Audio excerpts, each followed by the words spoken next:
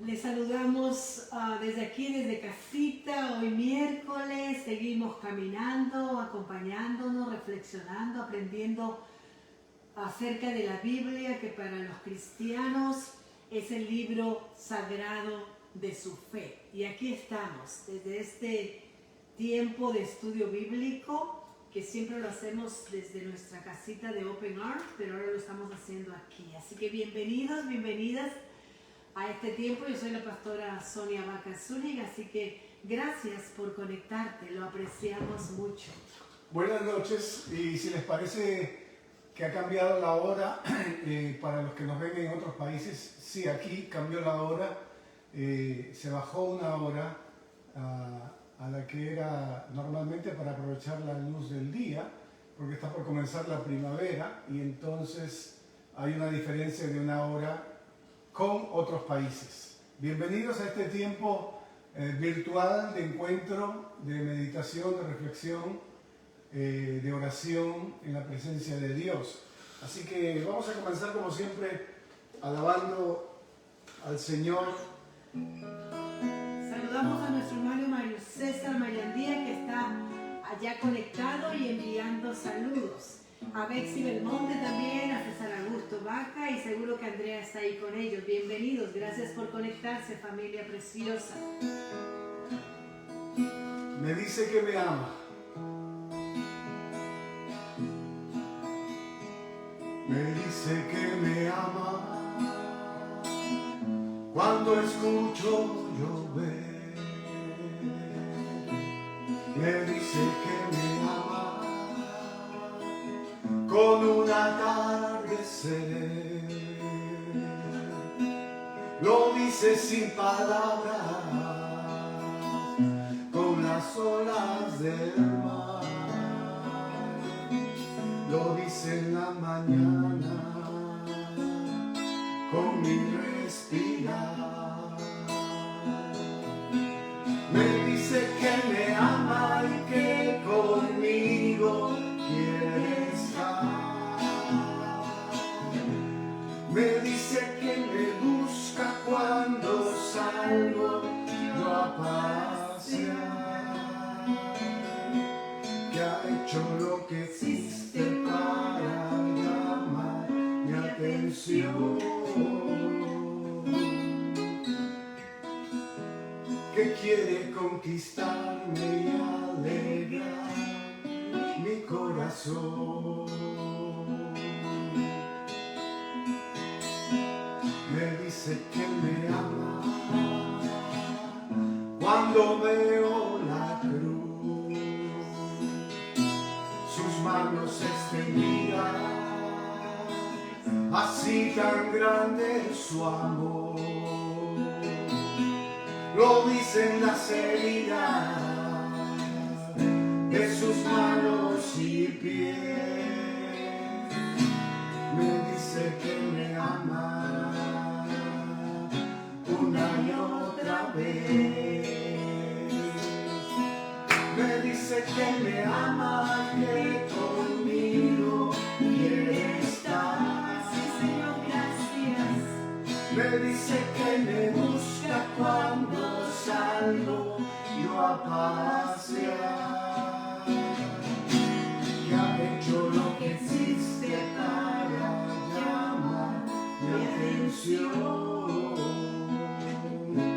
que quiere conquistarme y alegrar mi corazón. Una vez más, me dice que me ama, que conmigo quiere estar. Me dice que me busca cuando salgo yo a pasear, que ha hecho lo que existe para llamar mi atención, que quiere conquistarme y alegrar mi corazón.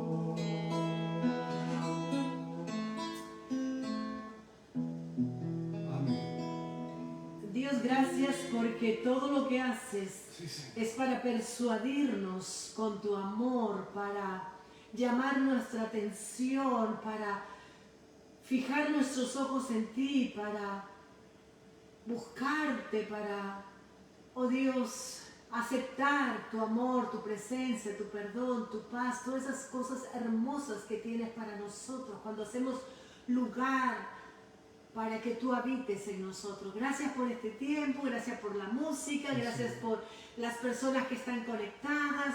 Gracias por este día lluvioso, gracias porque todo nos recuerda a ti. Gracias Dios, y háblanos, que nuestras mentes y nuestros corazones reciban con gozo lo que tú quieres enseñarnos hoy. En Cristo Jesús, amén. Amén. Gracias Katy Silva por conectarte y estar ahí presente. Elena de Mayandía, qué bueno verte. Qué bueno que estén aquí conectados ya y así poder estudiar. Y seguimos hoy con la segunda parte de esta carta preciosa, desafiante, la carta del apóstol Pablo a Filemón, y así se llama la carta, ¿verdad? Se llama Carta de Filemón. Es una de las cartas que figuran, que aparecen, que están en el Nuevo Testamento. La semana pasada se leyó del verso 1 al verso 9 como a modo de introducción, pero también dijimos de que es un solo capítulo en realidad, y dijimos que es una carta muy íntima, muy personal y clave en una comunidad donde Filemón era el encargado de una comunidad cristiana. En aquel entonces no habían templos cristianos, no habían iglesias cristianas, y se reunían en las casas. Y entonces era la casa de Filemón, era una de las casas donde se reunían los colosenses, en Colosas se encontraba esta carta. Y pareciera que su esposa le acompañaba, ¿verdad? También en el liderazgo. Lo dijimos la semana pasada. Nombre, en un tiempo en que la mujer no era reconocida. Y entonces es importante afirmarlo.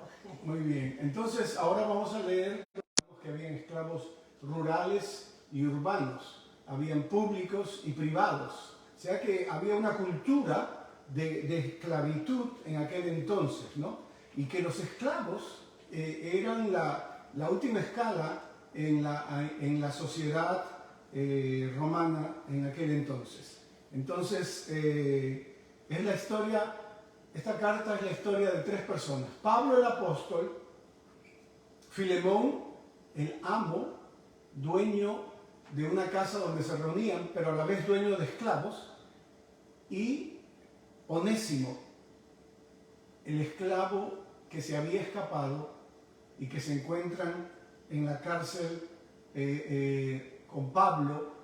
Y Pablo, como estaba en prisión y siempre caía en prisión por predicar el Evangelio, en una de esas se encuentra con un esclavo, una persona a quien él evangeliza, a quien él comparte su fe y lo bautiza también, Onésimo. Y conversando entre ellos dos, Onésimo con Pablo, supuestamente en la cárcel, le preguntan: ¿y quién es tu amo? Y cuando le dice: mi amo, del cual me he escapado yo, es Filemón. Y entonces allí comienza esa historia, esa aventura de fe para Onésimo. Y Onésimo es el portador de esta carta. El esclavo vuelve al amo, y es muy interesante lo que vamos a escuchar. Entonces, yo lo tengo aquí en la versión Valera.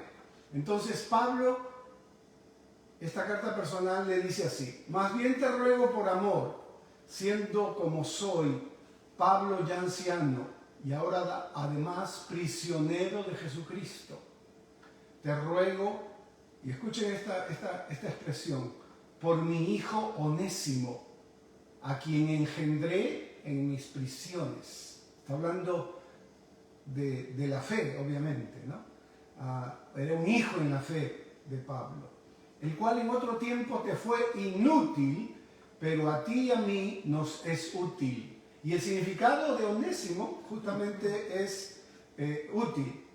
Yo quisiera retenerle conmigo para que en lugar tuyo me sirviese en mis prisiones por el Evangelio, pero nada quise hacer sin tu consentimiento, para que tu favor no fuese como de necesidad, sino voluntario, porque quizás para esto se apartó de ti por algún tiempo, para que le recibieses para siempre.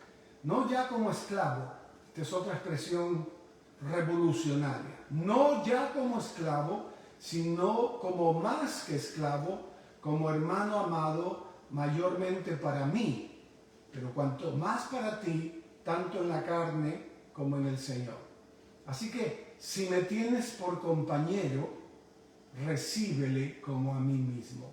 Y si en algo te dañó o te debe, ponlo en mi cuenta. Una expresión que está en el buen samaritano también, sí. ¿Se acuerdan?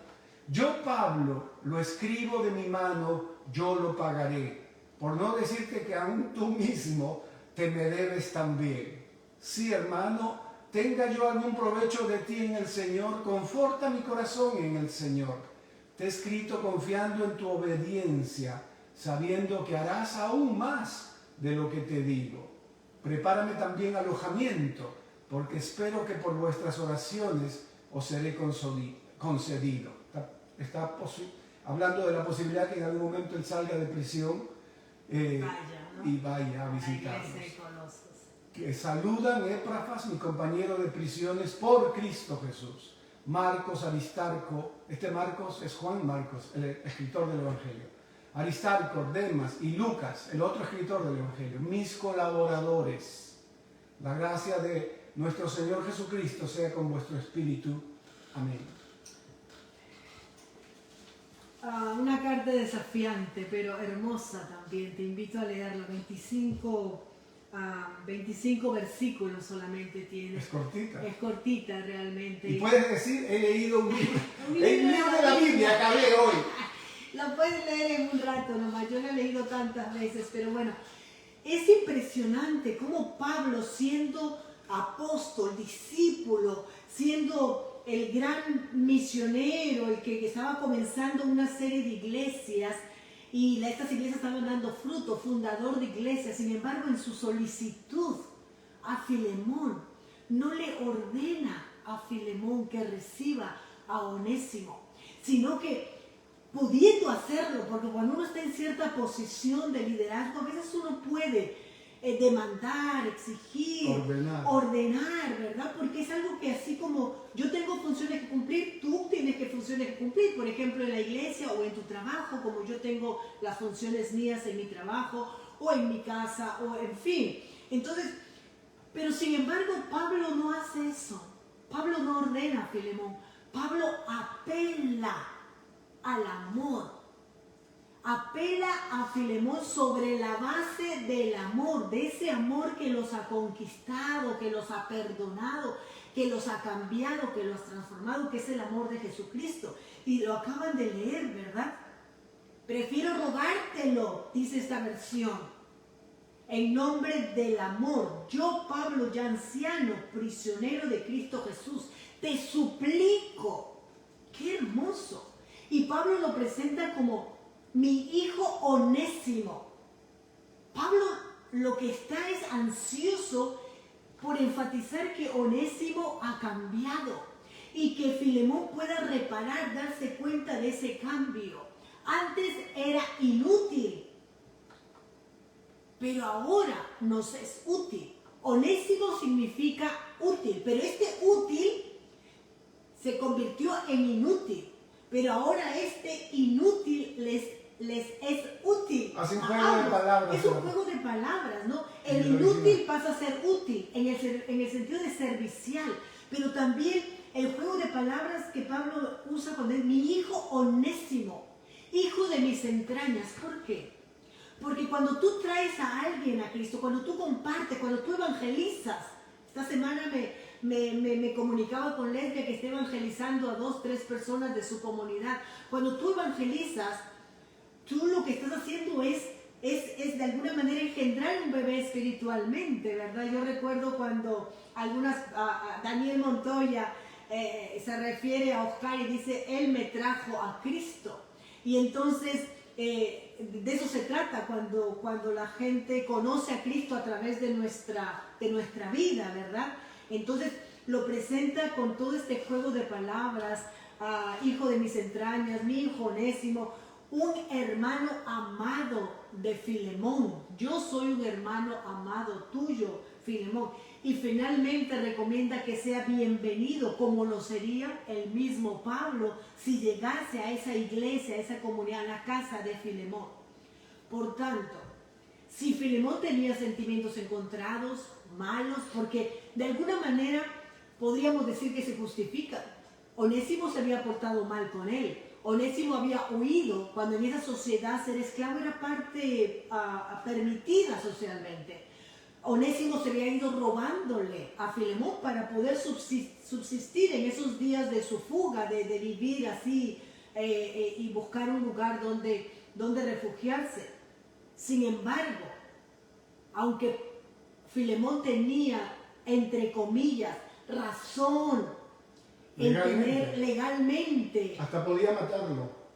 Por supuesto, porque era una cuestión de vida o muerte, no solamente por castigo por haberse huido porque daba mal ejemplo a los demás esclavos, sino incluso Pablo mismo está poniendo en riesgo su vida al acoger a un esclavo fugitivo, ¿verdad? Pero cuando Pablo se refiere a un esclavo como su hijo, alguien que es considerado propiedad privada de otra persona, no una pieza de propiedad, sin embargo Pablo dice, mi hijo, el hijo de mis entrañas, mi hijo espiritualmente. Entonces es revolucionario desde la fe que Pablo pida a Filemón, tienes razón, pero tú ya no eres el Filemón de antes, tú ahora eres el Filemón cristiano, líder que dirige una congregación, eres un hombre de Cristo, una persona transformada. Y lo que Pablo hace es que Filemón reconozca este nuevo estatus también en el que ahora Onésimo, su esclavo, se encuentra al conocer a Cristo, como Pablo y Filemón lo han conocido, ¿verdad? Entonces es que Pablo reconozca a Onésimo como hijo, es como darle una posición de honor a alguien que desde el punto de vista social o desde el punto de vista de Filemón, con todo esto que tenía allí, puede decir, este no lo merece, no merece ese trato. Mi hijo, amado, pero sin embargo, Pablo apela al amor que los ha transformado a ellos, ¿verdad? Y le pide a Filemón que haga esa obra de bien, esa buena acción, a través de ese gesto de recibirle como si fuera él mismo. Y cuando lo hace, mira qué interesante, Pablo lo hace para que Filemón lo haga desde la voluntad, desde el deseo, desde la decisión personal, y no lo fuerza a eso, sino apela a que actúe de una manera diferente, porque él es una persona nueva, diferente en Cristo. Y lo que Pablo está tratando es también de alguna manera pidiendo a toda la comunidad de fe de Colosas y de alguna manera a nosotros los cristianos de esta época que cambien su forma de ver a Onésimo. Así es, ¿verdad? La cuestión de identidad es tratada también aquí. Onésimo era considerado un objeto, una persona ni siquiera considerada persona. Subhumana, ¿verdad?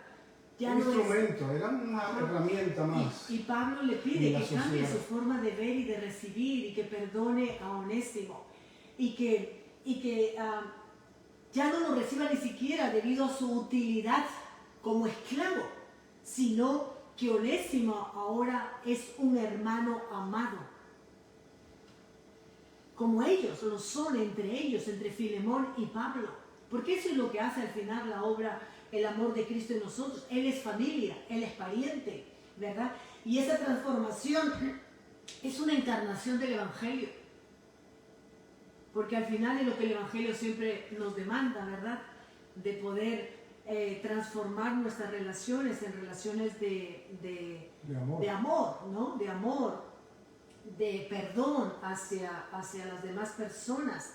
Y entonces es un recordatorio del poder que tiene la palabra de Dios, el amor de Dios en nuestras vidas. Entonces, es delicado el tema, porque como dije hace un momento, es de vida o muerte, pero Pablo no recurre ni siquiera en estos momentos a su autoridad apostólica. Pablo apela a la fe en Cristo Jesús, ¿verdad? Entonces, toda esta ternura que yo mencionaba la semana pasada, todas estas palabras amables que se encuentran en esta carta, porque es una carta tierna, amorosa, también, ¿verdad? Entonces, que nos habla mucho acerca de las relaciones humanas y que evoca el amor que predomine en las relaciones por encima de cualquier otra cosa, ¿no? Entonces, y el comportamiento de Filemón va a servir como ejemplo, como modelo para todos los cristianos de su alrededor, pero también a la gente más allá que no se conoce a Cristo, porque al final la gente va a conocer a Cristo más que por nuestras palabras, por nuestra vida, nuestras acciones. La forma en que vivimos habla más fuertemente acerca de Cristo en nuestras vidas. Esta carta pastoral, entonces, nos muestra un Pablo tierno, humilde, un Pablo amoroso, ¿no? Nosotros siempre decimos que la religión de Jesús es la religión del amor, no del odio, porque hay que tener cuidado cuando decimos que estamos dando el mensaje de Jesús y entonces estamos proyectando odio, discriminación. Justamente de eso se trata esta carta, porque esta carta, la carta a Filemón, en la época en que en este país se debatía si la esclavitud era legal, porque hubo un momento en que se abolió la esclavitud, pero no fue fácil, no fue pacífica esa transición. Hubo una guerra civil entre el norte y el sur, que es la parte donde vivimos. Y entonces también era una lucha ideológica entre cristianos, y entonces se usaba la Biblia, se usaba esta carta para defender la esclavitud, como también para decir que no era apropiada la esclavitud. Ahora, los que estaban en favor de la esclavitud decían, si Pablo estaba devolviendo un esclavo, estaba siguiendo y obedeciendo las leyes de Roma, ¿no? Pero cuando uno lee desde los ojos actuales, ¿no? Desde el ver la esclavitud, que luego trajo consigo otro problema, que es la segregación racial, que quiere decir que hay que excluir a las personas que son de otro color y de otra raza. La segregación en este país también marcó una época. Y el racismo, que sigue hasta ahora. Entonces, uno tiene que preguntarse si la esclavitud, si la segregación, si el racismo es congruente, está de acuerdo con el mensaje de Jesucristo.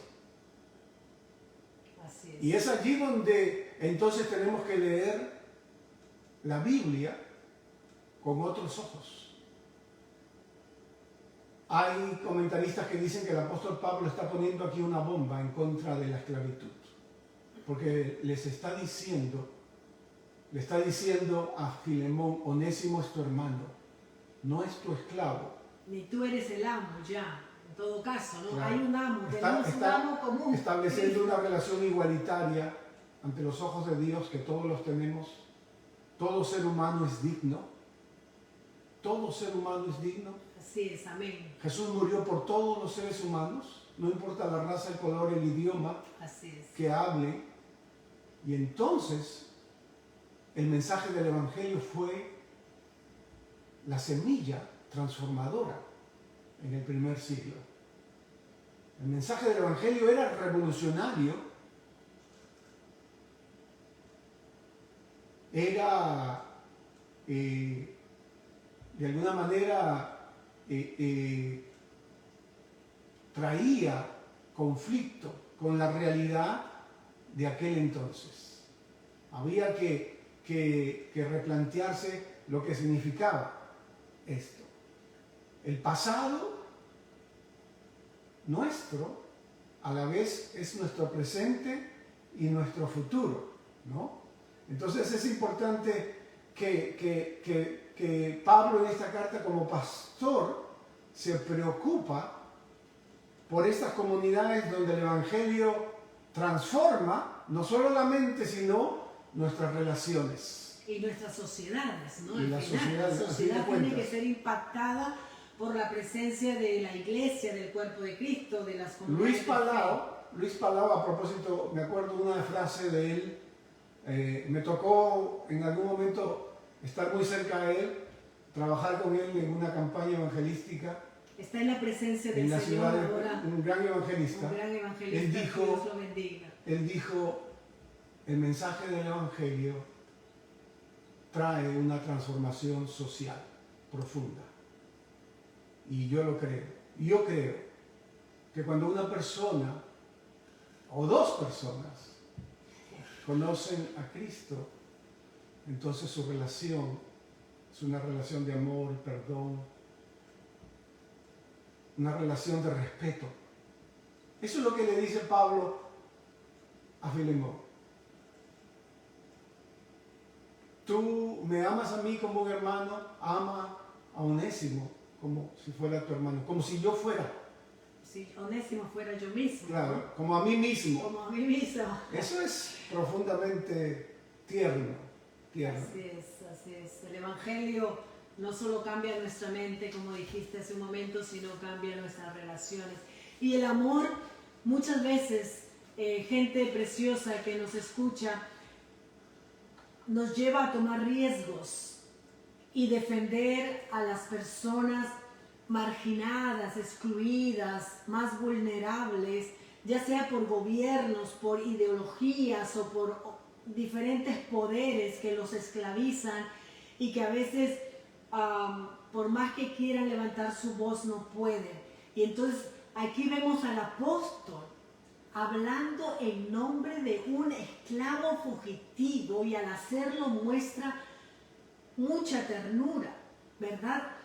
Y amor de parte de Pablo por este hijo espiritual y por todos sus hijos espirituales, ¿no? Porque aquí vemos cuando él menciona mis compañeros del camino, mis compañeros en la obra, muchos de ellos han sido evangelizados por Pablo, aunque otros ya eran personas convertidas cuando conocieron a Pablo, pero hay esta relación, ¿no? Incluso es un llamado de atención a siempre pensar en los más pequeños de la sociedad y fijarnos y incluirlos y tratarlos como si fuera gente muy amada para nosotros. Entonces, no juzgarlo de acuerdo a las normas del mundo. El mundo tiene sus formas de pensar, sus criterios, ¿verdad?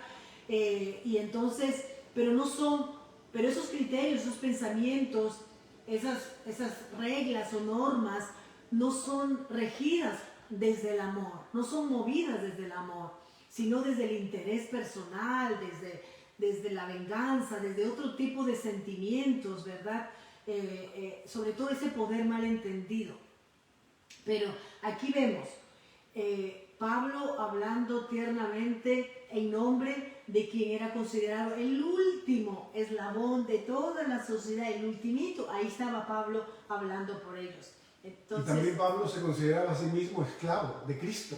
Y también Pablo escribió, como dijimos la semana pasada, que Cristo se volvió esclavo, siervo. Siendo Dios, ¿no? Se negó y se hizo esclavo, se hizo uno de nosotros. Entonces, cuando tú apelas a eso, y tú como creyente en Cristo Jesús y discípulo y discípula, entonces te sientes desafiada. Yo me siento desafiada en este momento, ¿verdad? Por esta preciosa carta. Entonces, y según la tradición, Filemón llega a perdonar a Onésimo y a recibirlo como un hermano en la fe. Se dice, según la tradición, podemos... Cuando hablamos de la tradición, permítame decirlo esto, es que hubieron muchos escritos cristianos. Yo tengo una colección de 2 tomos que son como una joya para mí, de las cartas que los primeros cristianos escribían a diversas comunidades. O sea, en la Biblia encontramos 27 libros, en el Nuevo Testamento de la fe cristiana, pero existieron muchos documentos, y por eso cuando decimos la tradición cristiana, quiere decir que se han encontrado documentos donde se nombra esto. De las comunidades de fe primeras, ¿no? Del primer siglo, las iglesias cristianas actualmente podríamos decir. Entonces se cuenta que Filemón llegó a ser predicador, llegó a ser apóstol, diácono en este primer siglo. Pero no solamente que Filemón llegó a ocupar esta posición de presbítero u obispo, trayendo a nuestro tiempo, sino incluso de apóstol también. Y la tradición también nos dice, estos escritos alrededor de esa época nos dicen que Onésimo mismo llegó a ser un predicador cristiano y luego llegó a ser obispo de Éfeso, ¿verdad? Por orden del apóstol Pablo. Éfeso es la Turquía moderna. Eso iba a decir. Entonces, que es la Turquía que conocemos hoy. Entonces, se dice incluso que Onésimo fue este predicador cristiano, este obispo de Éfeso, fue una de las personas claves por las cuales tenemos probablemente muchas de los libros del Nuevo Testamento, porque Onésimo los guardó, ¿verdad? Los guardó tan bien que después fueron encontrados y que hoy forman parte de este libro nuestro, que es el libro de la fe. Entonces, este obispo, Onésimo, pues llega a ese nivel, a esa posición, en algún momento, a esa función.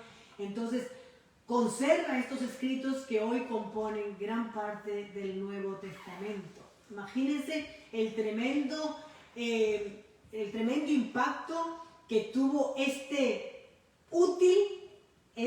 hombre servicial cuando llegó a conocer a Cristo y pudo desarrollar todo el potencial que Dios había puesto en él. Llegó a afirmarse en su llamado, en su liderazgo como obispo y tener ahora un aporte tremendo si realmente él guardó todos los escritos y que por él ahora podamos tener estas cartas, estos escritos en el Nuevo Testamento.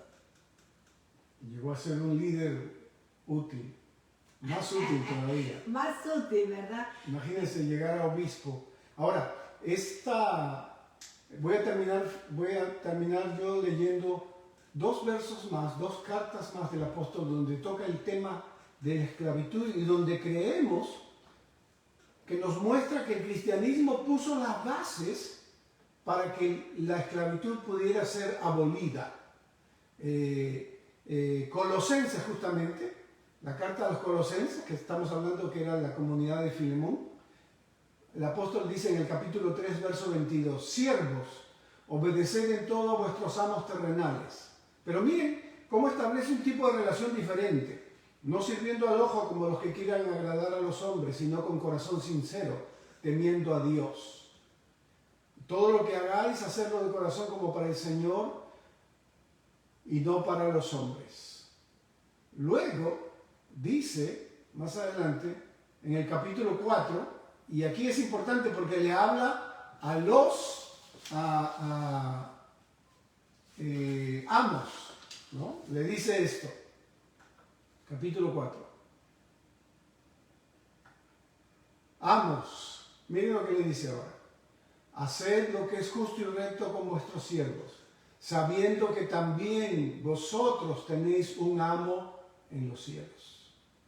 ¿No les parece que les está diciendo entonces, recuerda que tú eres siervo de un Dios alto? Recuerda que tienes principios que vivir con tus esclavos, ¿no?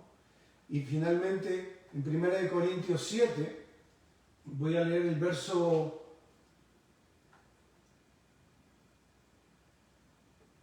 Déjame ver.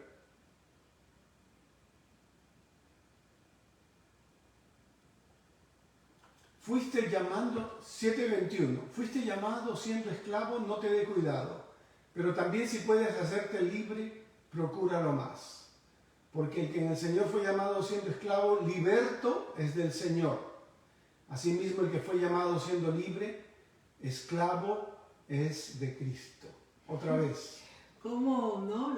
La relación, ¿no? Claro. Es totalmente trastocada, afectada, tiene que ser reevaluada. Es como les estuviera diciendo, recuerda que todos somos iguales ante Dios. Él es nuestro amo.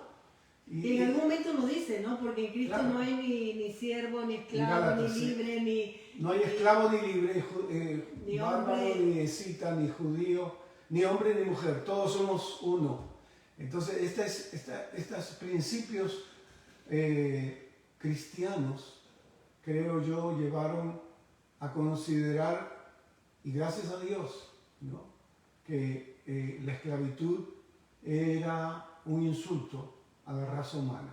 Iba en contra de los principios de Dios. Y como digo yo, a partir de ahí vino la segregación y el racismo. Entonces también el racismo no tiene sentido ni lugar. ¿Verdad? Es importante. Es pecado para nosotros. Eso es y pecado. es lo que estamos, por eso estamos envueltos y comprometidos, hermanos y hermanas, familia y todos los que me escuchan, a trabajar porque los valores del reino de Dios sean construidos aquí y ahora. Y por eso estamos haciendo a veces tantas cosas a nivel de nuestra sociedad, porque somos llamados a eso.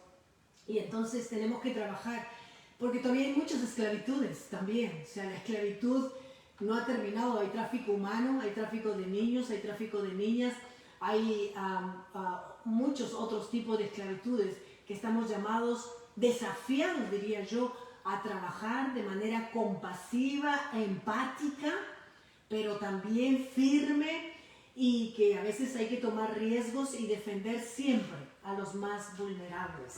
Así que Dios nos ayude para seguir caminando juntos y que el reino de Dios sea una realidad aquí y ahora. Nosotros los cristianos somos agentes de cambio. Podemos cambiar, ayudar a cambiar nuestra comunidad. Ayudamos a cambiar el espacio donde estamos. Como algunas veces lo he dicho, no podemos cambiar el mundo, pero podemos cambiar el mundo donde Dios nos ha puesto, viviendo el Evangelio. Así que cambiemos nuestro mundo. Vamos a orar. Vamos a orar. Señor amado, gracias por tu palabra, gracias por esta carta hermosa, esta carta pastoral, esta carta íntima, personal, a la que hoy tuvimos acceso, que nos invita, más que a pensar, a actuar, a ser diferentes, a vernos como iguales ante Dios, a vernos como hermanos y hermanas, por un mundo más fraterno, por un mundo sin racismo, sin segregación, sin esclavitud. Nos has puesto tú, y como iglesia somos tus manos, somos tus pies para actuar. Ayúdanos, Señor, en el nombre de Jesús. Amén. Amén. Qué bueno. Saludo a Roseline Tábara Bruno desde Lima, Perú. Qué bueno. Samuel Vaca Navarro, primo precioso. Cariños a toda la familia. Claribel Soto y Ángela Licea que nos están viendo allí. Marta que pone, ya cambiaron de horario, por poco me pierdo la enseñanza. Fabiola Matías Vaca también. Olvidé el cambio de horario, dice ella. Juana Moreno también está conectada. Marjet Rojas. Maggie, qué lindo. Arturo Calles. Arturito, precioso. Espero que estés mucho mejor ahora. Dios siga fortaleciendo tu salud, tu vida. Qué bueno verles. Estoy en Lima, dice Samuel Vaca. Oh, estás en Lima. Qué bueno. Qué bueno, qué bueno. Visita a la familia. A toda la familia. Qué bueno. Así que algunos anuncios que son importantes para la iglesia, pero también para todas las personas que nos escuchan y cualquier cosa como siempre. Aquí estamos para servirte dentro de todas nuestras posibilidades. Así que hay alguna forma de servirte, déjanos saber que lo hacemos con mucho amor. Recuerda, el grupo de oración se reúne mañana por Messenger a las 7:30. Gracias por este grupo de oración. El día viernes tenemos un servicio de adoración organizado por el Ministerio de la Mujer. Va a ser en el santuario con mascarilla y con todas las regulaciones del COVID-19. El viernes, marzo 19, a las 7 de la noche. A las 7 de la noche. Un tema súper interesante, un programa hermoso que están preparando las hermanas. El lunes seguimos reuniéndonos con los varones a las 8 de la noche. El sábado, antes del lunes, el sábado el servicio de jóvenes. Así que recuerda... ¿Es por Zoom? No. Sí. Mamá, papá, tío, tía, toda persona que tiene chicos y chicas ahí cerca, por favor, llévenlos al santuario, a la iglesia, el día viernes 20 de marzo a las 6 de la tarde en el santuario también, con todo el protocolo del COVID-19, pero ahí vamos a encontrarnos. Así que les espero, vamos a estar ahí para escuchar la palabra, cantar con los muchachos, alegrarnos muchísimo. Te amo, te extraño, te abrazo.